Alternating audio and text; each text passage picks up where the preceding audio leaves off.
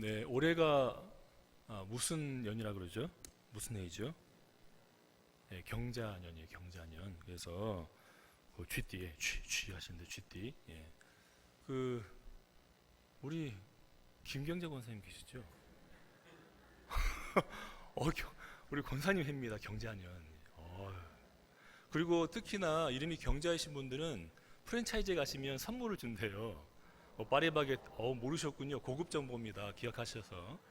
파리바게뜨니 도움은 안 되겠지만 똘레주르라든지 데 가시면 선물도 주시고 또 포인트도 2배로 적립해 준다는 그런 내용이 있었습니다. 참 이름이 괜찮은 이름이에요. 네, 아버님께 영광을 돌리시고 저는 월중이라는 이름이 좋긴 한데 별로 쓸모가 없어요. 사무실 가면 월중 행사 정도, 4월중, 3월중, 1월중 행사 그 정도 그런 혜택만 못 봤었는데 참 좋은 이름인 것 같습니다. 이름을 떠나서 오늘 한 해 여러분 모두의 큰 은혜가 임하길 원하고 또 하나님의 그 은혜를 쫓아 삶을 살아가는 여러분에게 가정과 또 사업과 또 다시 모든 곳에서 큰 은혜와 사랑이 임하시기를 간절히 부탁을 드립니다. 오늘 그 느헤미야를 볼 때 우리가 역사적으로 좀 짚어봐야 될 게 있습니다. 왜 이런 때가 되었는지 잠깐 봐야 되거든요. 간략하게 말씀을 드리자면 바벨론 1차 침공이 있었을 때가 606년이었죠. 그때부터 정확히 70년 후에 너희가 다시 돌아올 것이다 말씀하셨습니다. 그때가 이제 536년이 되겠죠. 606년 빼기 70하면 536년이 되니까 그때 이제 1차 귀한 공동체가 유다 땅에 돌아오게 됩니다. 그때 인솔자가 누구냐? 수룹바벨과 예수아였어요. 이때 이 수룹바벨이 오자마자 536년인데요. 그 다음 해인 535년도부터 해가지고 성전 짓기를 합니다. 최선을 다하죠. 그런데 여러분 그 에스라 4장을 보시면 앞장이니까 잠깐 볼까요? 에스라 4장을 보면 이들이 와서 건축을 하고자 노력할 때에 방해꾼이 나타납니다. 바로 유다와 베냐민의 대적이 듣고라고 되어 있죠. 이 대적이 누구냐? 혼혈족인데 바로 사마리아 사람들을 이야기합니다. 잘 알고 있는 것처럼. 그래서 왜 대적이 되었느냐면 이 소문을 들은 거죠. 이들이 70년간 훈련을 받고 거룩한 자들이 되어서 다시 이 땅에 돌아왔는데 그들이 하나님이 성전 짓는다 하더라. 그리 들으니까 이들 역시 소시적에는 이스라엘 백성들이었었고 한 민족이기 때문에 같이 하고 싶었던 마음이 있었던 겁니다. 그래서 우리도 같이 짓자라고 얘기했던 거죠. 근데 이들이 3절 보세요. 수룹바벨과 예수아와 기타 이스라엘 족장들이 이르되 우리 하나님의 성전을 건축하는데 너희는 우리와 상관이 없느니라.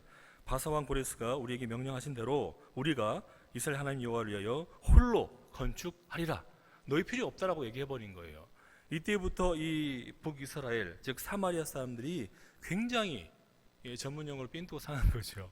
굉장히 약이 오르고 감정이 상해가지고 이때부터 굉장히 괴롭혀요 이들을. 그래서 535년부터 지은 그 성전이 근 6년 동안 계속 지속되면서 또 중단되고 다시 되고 하면서 어려움을 겪으면서까지 6년의 세월을 보내면서 어느 정도 규모를 갖추게 됩니다. 그리고 났더니 또 이들이 이 항소를 올리죠. 다리오 왕에게 올려서 이들이 지금 성전 짓는 것은 내란을 꾀하는 것이다라고 자꾸 얘기하니까 한번 그걸 조사해보자라는 마음에서 이 모든 걸 다 스탑시켜버려요. 다 멈추게 해버리죠. 그리고 나서 또 9년이 지나게 됩니다. 이 9년이 언제냐면 다리오 왕 제2년까지 중단이 됩니다. 이게 바로 에스라 4장 24절 보시면 이 예루살렘이 하나님의 성전 공사가 바사왕 다리오 제2년까지 중단되었다라고 되어 있어요. 이때까지가 이제 9년이 완전히 멈추게 된 거죠. 9년 동안. 그렇다기 본다면 6년 동안에 지어졌던 것과 9년의 세월을 합치게 되면 이제 15년간의 세월을 이 성전을 그냥 방치하게 되는 그런 일이 일어나게 되는 겁니다. 이때 1차 귀한 공동체의 수장이었던 수룹바벨이 이렇게 있으면 안 되겠다 싶어서 다리오 왕을 찾아가서 설득을 하지요. 우리가 성전 짓는 것은 우리가 처음 고레스 칙령에 의해서 나올 때부터 가졌던 그 마음인데 내가 우리 하나님을 섬기겠다는 그것밖에 없다. 결단코 내란을 꾸미거나 당신들을 이후장 쿠데타를 하는 것이 아니기 때문에 다시 한번 지켜보고 믿어달라 얘기하면서 하나님 의지해서 그 왕 앞에서 담대하게 얘기하게 됩니다. 그때 이 다리오 왕이 이 스룹바벨의 얼굴을 보고 또 언행을 보고 또 그 모든 것을 바라볼 때에 믿을만하다 싶어서 스룹바벨에게 많은 돈과 더불어서 지원을 아끼지 않지요. 그랬더니 이 다리오 왕이 준 이후부터는 4년 만에 이 성전이 완공이 돼요. 그게 이제 스가랴 6장 15절 보시면 6장 15절을 보시면 다리오 왕 제6년 아달월 3일에 성전일을 끝내니라라고 되어 있습니다. 15년간 질질 끌고 또 어려워했던 그 성전 건축이 다리오 왕의 허락과 더불어서 막강한 지원을 받게 되니까 4년 만에 뚝딱 끝나게 됐어요. 그래서 이런 참 기뻤죠. 얼마나 감사했었겠습니까? 그런데 이들이 마음이 초심 같지 않았습니다. 좀 지나고 났을 때 우리가 이제 이 1차 공동체 이후부터는 두 갈래로 나뉘는데 근 79년간 2차 귀환공체가 오지 않아요. 그 79년간 여러분 잘 알고 있듯이 에스더의 계열인 바벨론에 남아있는 이스라엘 백성들이 있고 노예인 신분인 사람들이 있고 또 그것을 떠나서 스룹바벨과 함께 성전을 지키고 세우고자 했던 공동체가 따로 유다에 있었던 것이죠. 그래서 그 에스더서는 유다에 남아있던 그 바벨론 남아있던 유다 사람들에 대한 이야기인 것이고 79년 동안의 그 공백 기간에 이들이 다시 죄를 범하게 됩니다. 그 죄 가운데 가장 큰 것이 뭐냐면 혼혈 결혼을 한 거에 된 것이죠. 혼혈 결혼을. 결국 이들의 잘못된 선택 때문에 어려워가 있다가 에스라가 이제 드디어 457년 2차 귀환 공동체 입구고서 이 예루살렘 땅을 밟게 됩니다. 밟아봤더니 이 과관인 거예요. 성전은 거의 성전다운 성전이 아니었었고 사람들도 마찬가지였었고 온 이스라엘 백성들이 이방인 여인들과 같이 삶을 살아가고 있었던 겁니다. 물어봤더니 스룹바벨과 함께 왔던 제사장 예수아, 그러니까 여호수아가 먼저 이방 여인을 취했고 또 관리직에 있는 사람들이나 윗선에 있는 사람들, 모범을 보여야 될 사람들이 먼저 이방 여인들과 함께 동침을 했다는 겁니다. 그런 여파가 있어서 모든 국민들이 제사장도 하는데 왜 우린 못하겠어라는 마음이죠.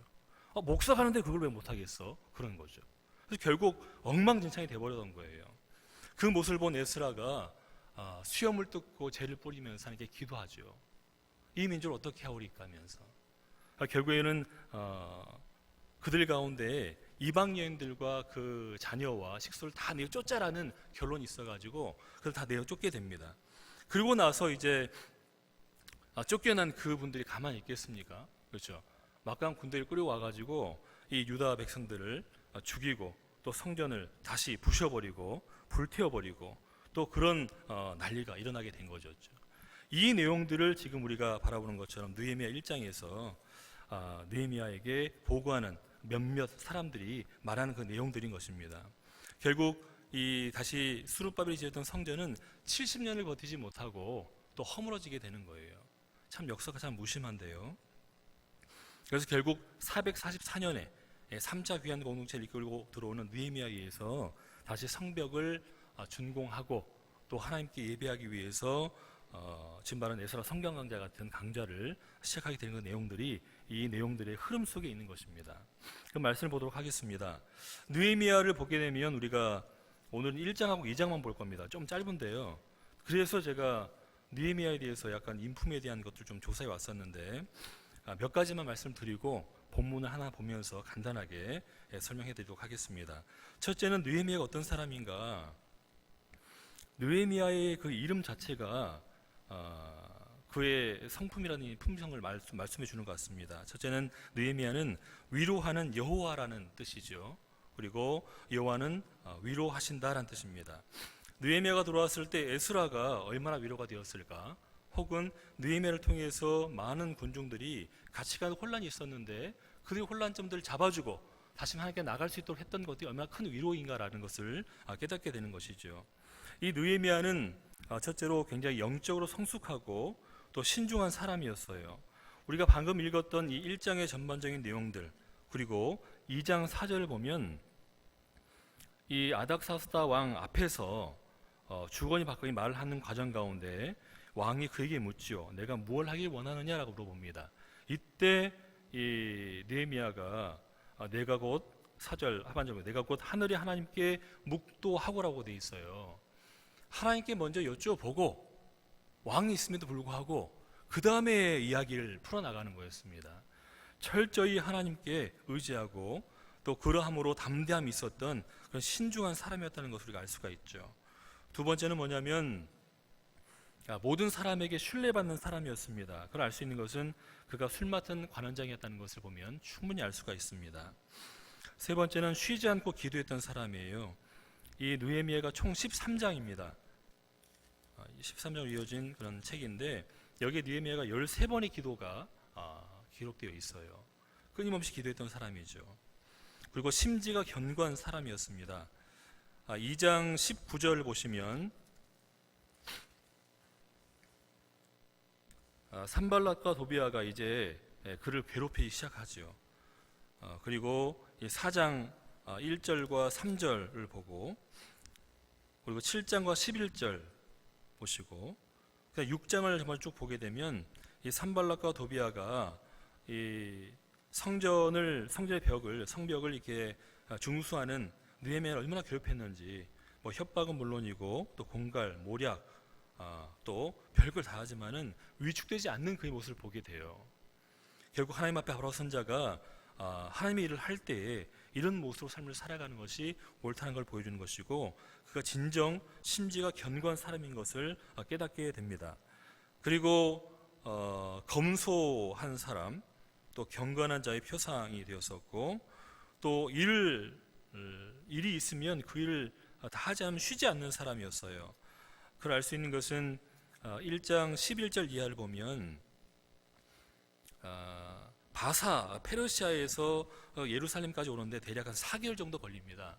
그래서 4개월 정도 걸려서 왔는데 쉬지 않고 바로 나갔어요. 여독이 풀리지 않는 상태에서 자기 수행원 몇 명 데리고서 조용히 그 성전을 둘러봤어요. 필요한 게 무엇인가 기도하면서 눈물 흘리면서 다 체크했던 그의 모습을 볼 때에 그는 분명한 일에 어떤 목적이 있다면 이룰 때까지 포기하지 않는 사람이구나 그런 걸 알 수가 있습니다. 또 시비를 분명히 하는 사람인 것을 우리가 알 수가 있고 또 공과 사를 구별할 줄 아는 사람이고 또 그리고 참 청렴한 사람인데요. 12년 동안 그가 청도 직분에서 나오는 당연한 녹인데요. 당연한 월급 같은 건데 그걸 받지 않습니다. 내가 구하러 온 내가 함께 섬기러 온 민족과 함께 삶을 살아가겠다 그런 마음을 가지고서 다 거부해버리죠. 이 내용은 5장 14절에 나옵니다. 그리고 6장 15절에 보면 에스라를 도와서 이제 성벽을 중수하는 내용이 나와요. 본래 목적대로 최선을 다하는 것이죠. 그리고 나서 완공되었을 때에 이제 이 가련하고 불쌍한 백성들에게 성경을 알려줄 수 있도록 이 에스라 선지자가 학사가 말씀을 선포할 수 있도록 그 자리를 베푸는 그런 조력자의 모습을 또한 보게 됩니다. 이제 1장 1절 보도록 하겠습니다. 1장 1절을 보시면 하가랴의 아들 느헤미야의 말이라 아닥사스다 왕 제20년 기스루월에 내가 수산궁에 있는데 많이 들어보셨을 거예요. 특히나 기스루월 같은 경우는 주전 446년인데 11월 중순부터 12월 중순을 얘기해요. 되게 추울 때죠. 그러니까 추워서 그냥 따뜻한 데로 간 거예요. 수산궁으로 가서 정책 같은 걸 살피겠죠. 2절 보면은 내 형제들 가운데 하나인 하나니가 두어 사람과 함께 유다에서 내게 이르렀기로 내가 그 사람 잡힘을 면하고 남아있는 유다와 예루살렘 사람들의 형편을 물은즉이라고 되어 있어요. 제가 초반에 말씀드린 대로 미어 쫓긴 이방 여인 그 아내들과 그 식솔들 그 자녀들 또 그 모든 사람들이 너무 화가 나가지고 그 나라에서 군대를 일으키고 그리고 그 친지들 형님들 동생 또 남아돈 인력들 다 데리고 와가지고 이 사람들 다 죽이겠다고 온 거예요. 그냥 항해하는 정도가 아닙니다. 그래서 성벽을 다 허물어버리고 불을 태우고 했던 것 그 자체가 보통의 두려움이 아닌 것이죠. 그런데 궁금한 게 뭐냐면 에스라 이 학사 굉장히 지식 있는 분이거든요. 근데 이분이 왜 굳이 이쯤 되면은 그 이방인 아내들이 남편에 의해서 뭐 하나님을 섬길 수도 있는 것이고, 또 혹은 무마되어서 어느 정도 이렇게 문화가 형성됐을 텐데, 절충점이 이루어졌을 텐데, 왜 에스라 학사는 모두를 불러내서 다 갈라놓고 다 보내버렸을까? 그런 생각을 하게 돼요. 굳이 왜 이렇게 해가지고 성전도 다 무너져 버리고, 결과론적으로 보면은 너무 불쌍하게 됐죠. 불행하게 됐잖아요. 어렵게 지어진 그 성벽이 다 무너져 버렸었고, 또 많은 사람이 죽임을 당했고, 또 다시 포로로 끌려가게 됐고, 이런 모든 것을 봤을 때 굉장히 의문점이 생겼었어요. 여러분은 어떠십니까? 어떻게 생각하세요? 이 부분에 대해서. 하나님이 명령이죠. 근데 어떤 명령이었을까요? 거룩하라 였어요. 이들은 좀 특수성이 있죠.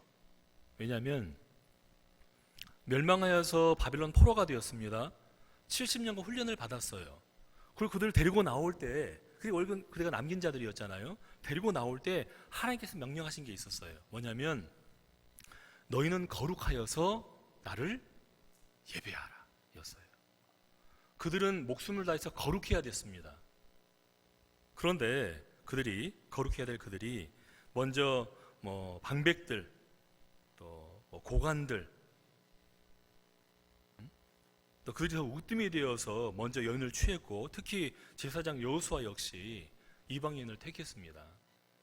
이렇게 얘기하면 또 뭐 할 말이 없어요. 뭐냐면 뭐 이방인과 결혼한 그 예가 있죠. 요셉도 뭐 애굽 여자 아스단하고 결혼을 했고, 모세 역시 미디안 여자 십보라고 결혼했고, 또 보아스 역시 모함 여자와 결혼했잖아요. 다윗도 바세바랑 결혼했고, 이런 걸 본다면 이들 역시 이방인과 결혼하지 않습니까? 라고 얘기할 수 있어요. 하지만 다릅니다. 왜냐하면 이들은 70년간 훈련받고 하나의 목적으로 의해서 공동체가 올라온 거거든요. 그 공동체는 반드시 지켜야 될 게 있습니다. 거룩성을 지켜야 됐거든요. 이 혼혈 결혼한다는 것은 거룩성을 해치는 것입니다. 사로잡혔던 자들의 모임에 거룩성은 정말 중요한 것이거든요. 그런데 만약 그들이 이런 상황 속에서 있을 때 그들 역시 사마리아 사람들 욕했지 않습니까? 개화대지라고. 그렇죠. 이유가 뭐예요? 그들이 북이스라엘 사람들이 멸망한 다음에 섞였다는 거예요. 거룩성이 없는, 정통성이 없는 민족이다 얘기해서 개돼지 취급하고 가까이 오지도 못하게 하고 손 씻어버리고 그건 나눴던 사람들이거든요. 그렇게 본다면 지금 이 남유다 사람들, 성전을 건축하고 수룹바벨과 함께 올라와서 삶을 살아가던 모든 사람들은 사마리아 사람과 다를 게 없다는 겁니다. 욕할 필요가 없는 거예요. 이런 것을 꿰뚫어봤던 에스라가 강단 있게 결단한 것이죠. 우리가 거룩하지 못한다면 우리가 원래의 목적을 이룰 수가 없는 것이고 이곳에 있는 자체에 의미가 없는 것이다라는 겁니다. 그래서 강단 있게 결단하고 내쫓아버린 것이었죠. 그 해결한 건 해결한 것이고 은혜는 은혜인 것이고 죄에 대한 싹은 받아야 되는 것이죠. 그게 뭐냐면 70년도 안 되어서 새로 지어진 두 번째 성전인 수르바벨 성전이 무너지게 된 것입니다. 하지만 하나님은 그 다음 444년에 이제 느헤미야가 들어올수록 해가지고 이 느헤미야를 통해서 다시금 성전을 중수하게 하고 이제 마무리 짓고 하나님의 말씀을 깨달을 수 있도록 성경 강좌를 열게 하셨던 것이죠. 전 이 말씀을 바라볼 때에 우리 들꽃푸른 샤론교회의 이 삶과 비슷하지 않는가라는 생각을 합니다. 물론 타락한 건 빼고요. 본래의 목적에 대한 얘기입니다. 제가 새벽마다 항상 얘기하는 게 있어요. 어떻게 여러분들 다 놓고서 그 눈발 내리는 그날에 차에 탄 그 광야에 발을 내디디면서 거기에 겨우겨우 올라오셨습니까? 이 성전을 지은 이유가 무엇입니까? 그것은 바로 다른 게 아니라 우리 모두가 염원하는 단 한 가지, 거룩하여져서 하나님의 말씀을 사모하고 그 말씀을 잘 배워서 내 마음에 새겨서 오직 여호와의 말씀을 지키는 것이죠. 그래서 우리의 마음과 뜻과 정성을 다해서 하나님을 섬기는 것, 이거 외엔 다른 게 없다라고 모두가 얘기했어요. 여러분, 수르바벨을 통해서 지었던 그 성전을 지었을 때의 그들의 마음은 어땠을까요? 똑같았을 거란 얘기죠. 그렇게 본다면 우리도 몇십 년 뒤에 어떻게 될지 몰라요. 하지만 분명한 것은 우리 하나님께 살아가시기 때문에, 또 우리가 그런 마음을 품고 삶을 살아가기 때문에, 또 우리가 그런 마음을 가지고서 기도하기 때문에 우리는 분명히 거룩함을 지키고, 또 처음 우리가 마음 같은 초심을 잃지 않고 하나님께 온전히 겸허하게 자고하지 아니하고 주의 말씀 쫓아 삶을 살아갈 줄로 믿습니다. 또한 그런 삶을 살아가야지만이 우리 들꽃푸른 샤론교회의 존재의 목적이 있어요. 그런 삶을 살아야지만이 우리가 그동안에 받아왔던 멸시라든지 또 오해라든지 그런 게 다 풀리게 되어 있습니다. 만약 억울하다면 끝까지 주의 말씀을 사모하고 우리가 품었던 그 마음을 그대로 간직하고 밀고 나가면 되는 겁니다. 우리 삶을 통해서 결국은 드러나게 돼 있으니까요. 지금도 욕하는 분들이 있어요, 주위에서. 신학교도 마찬가지고 잘 모르면서 욕을 합니다. 하지만 그들 찾아가서 얘기할 필요가 없는 거죠. 왜냐하면 우리 삶이 결국 드러나게 돼서 그들에게 보여지게 되기 때문입니다. 우리는 진정 하나님을 믿고 삶을 살아가면 이런 어려운 가운데 있더라도 이 수룹바벨의 경우처럼 타락하는 민족의 결과가 아니라 보다 나은 삶을 살아가는, 진정 하나님께서 원하신 삶을 살아가는 하나님의 거룩한 백성으로서의 삶을 살아가는 우리가 될 줄로 믿습니다. 아울러서 출애굽기 19장 5절과 6절의 말씀 보면 거룩한 백성이 될 것이다 말씀하셨어요. 어떻게 하면 내 말을 잘 듣고 내 언약을 지키면 거룩한 백성이 될 것이다 말씀하셨습니다. 또 말라기 2장 15절을 보면 한 민족을 택한 이유가 나와요.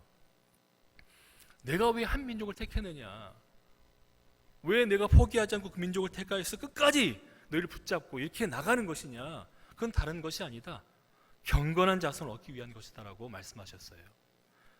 말라기 2장 15절에 이렇게 거룩한 백성이 경건한 자손으로 삶을 살아가게 되면 마지막에 계시록의 21장 3절을 보게 되면 하나님의 백성으로서의 삶을 살아가게 된다라고 말씀하고 있습니다.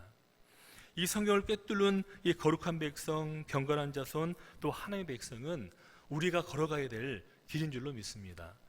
순간순간 힘들고 어려운 것들이 날 낙오하게 만들지 모르겠지만 그런 가운데 있다 하더라도 우리가 근본된 이 말씀을 믿고 가슴에 새겨서 하나님 바라고 삶을 살아간다면 우리의 모든 분들이 결국에는 계시록 21장의 말씀처럼 거룩한 하나님의 백성이 될 줄로 믿습니다.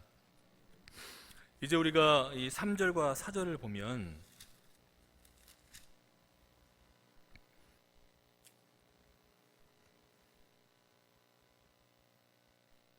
죄송합니다. 그 후반은 이제 느헤미야의 기도가 나오죠. 그 다음에 이제 2장을 보게 되면 2장 1절부터 3절까지 볼게요. 아닥사스다 왕 제20년 니산월에 왕 앞에 포도주가 있기로 내가 그 포도주를 왕에게 드렸는데 이전에는 내가 왕 앞에서 수심이 없었더니 왕이 내게 이르되 내가 병이 없거늘 어찌하여 얼굴에 수심이 있느냐, 이는 필연 내 마음에 근심이 있음이로다 하더라. 그때 내가 크게 두려워하여 왕께 대답하되 왕은 만세수하옵소서, 내 조상들의 묘실이 있는 성읍이 이제까지 황폐하고 성문이 불탔사오니 내가 어찌 얼굴에 수심이 없겠사옵니까? 라고 이야기하게 됩니다. 이 당시에 느헤미야가 어찌 본다면은 이 페르시아 제국의 흐름을 잘 알고 있었던 것 같아요. 이 당시에 자신의 어떤 조상의 무덤이라든지 그 묘소가 파헤치게 되거나 혹은 더럽혀지게 되면 그들 모두가 같이 슬퍼하고 또 그들을 도울 방법을 생각해내는 것이 그들의 일반적인 생각이었습니다. 그런 어떤 생각을 꿰뚫고 왕에게 얘기하죠.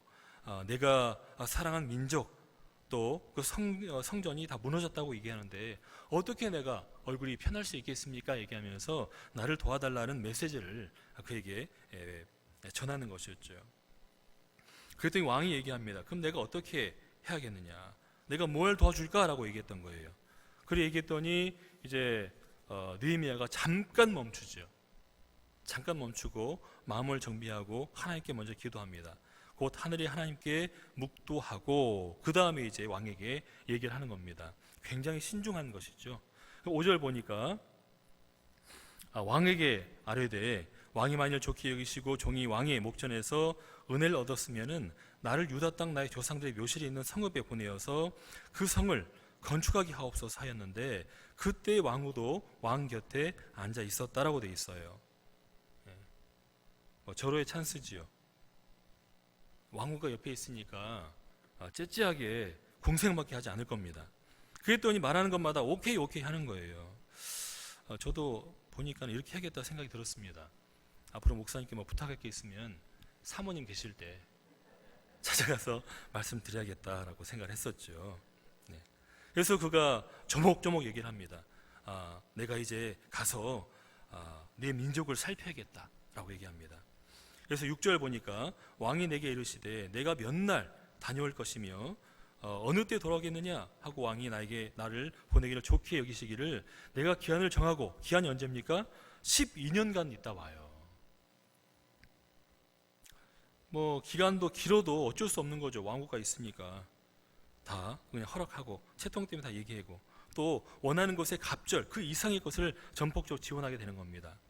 7절과 8절 보면 내가 또 왕에게 알지도 아뢰되 왕이 만일 좋게 여기시거든 강서쪽 총독들에게 내리시는 조서를 내게 주사 그들이 나를 용납하여 유다에 들어가기까지 통과하게 하시고 또 왕이 삼림감독 아삽에게 조서를 내리사 그가 성전에 속한 영문의 문과 성곽과 내가 들어갈 집을 위하여 들보로 쓸 제목을 내게 주게 하옵소서 하며 네 하나님의 선한 손이 나를 도우심으로 왕이 허락하고 라고 되어 있습니다. 우리가 하는 것 같지만 결국 누가 하시는 겁니까? 하나님이 하시거든요. 나중에 돌아보니 내가 한 것이 없고 다 하나님이 하셨다라고 고백을 하게 되는 것이죠. 특히 이 술 맡은 관원장은 목숨을 내놓고 삶을 살아가는 것입니다. 물론 왕과 같이 있기 때문에 술 먼저 마셔서 안전하다 혹은 질이 괜찮다면 왕에게 넘기는 것인데 술을 먹다 보면 마음이 열리죠. 그럼 얘기를 많이 하게 됩니다. 또 왕의 마음을 받아들이게 되고 그의 마음을 듣게 되고 또 위로하게 되고 또 좋은 격을 하게 되는 그런 어떤 지혜가 있는 자가 되게 이렇게 술 맡은 관원장을 하게 되는데 그가 어두운 기색으로 나가던 그 자체가 어찌 본다면 죽음과 직결되게 삶을 살아가는 게 아닌가라는 생각을 하게 되는 거죠. 이런 자리에 있는 사람이 이 하나님의 은혜 가운데서 죽지 않고 바로 죽을 수도 있었거든요. 그렇지 않고 의심받지 않고 하나님의 은혜 가운데 순전하게 온전하게 선하게 그 민족을 살릴 수 있도록 방법을 주신 것은 우리 하나님께서 그를 도와주셨기 때문에 왕이 이 모든 것을 다 허락했다라고 고백하는 것입니다. 우리가 삶을 살아갈 때는 어떻습니까? 우리 역시 마찬가지겠죠. 뭐 우리 건물만 봐도 마찬가지지만 우리가 다 한 것 같지만 하나님께서 하셨어요. 그리고 뭐 큰 일 없이 다 됐다라고 말씀하시지만 그때마다 너무 힘든 일들이 많았었어요.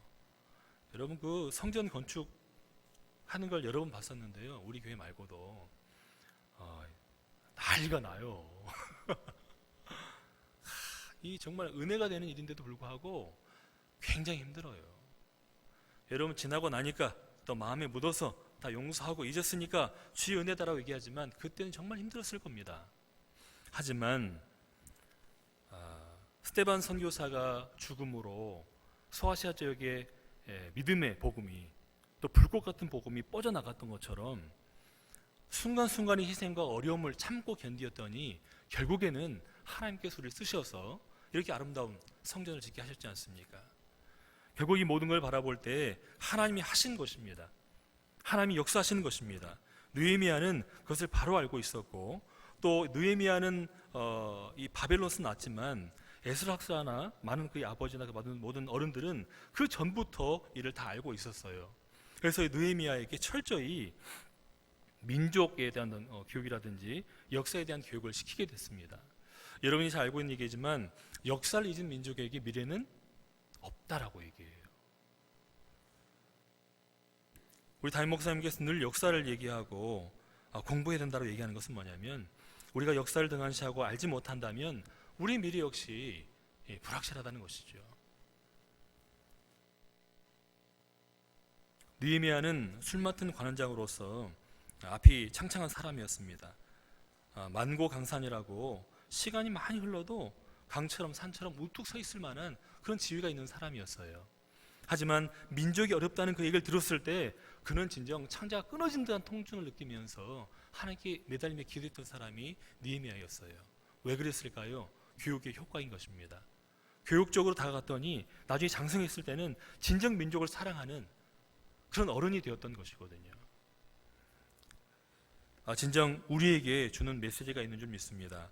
우리 역시 이 나라를 사랑하고 이 나라를 위하여서 기도한다면 우리가 진정 창자가 타들어가는 그 마음을 가지고서 내가 아니면 안 된다는 그 마음을 가지고서 기도하고 함께 해야 될 줄로 믿습니다.